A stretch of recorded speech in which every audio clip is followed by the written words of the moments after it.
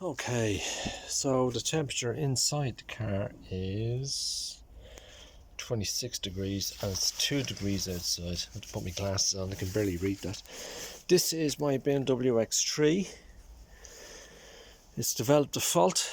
You can see the electrical cables running to the back door here.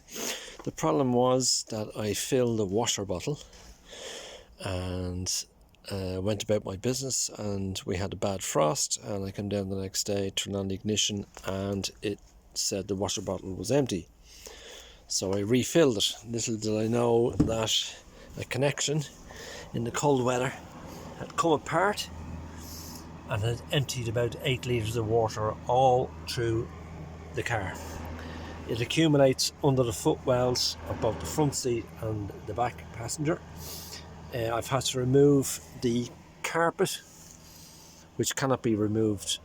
It can be removed as one piece, but it's too hard to do. I'd have to disassemble a lot. I've had to remove the driver's seat, which is now on the back.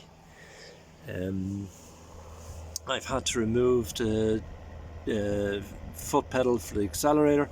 I've had to remove the bonnet release and several large pieces of trim. The bass speaker has had to be removed to be dried. It's basically dry on the bottom now. The only issue is the sponge. The sponge retains the water so much, it's unreal.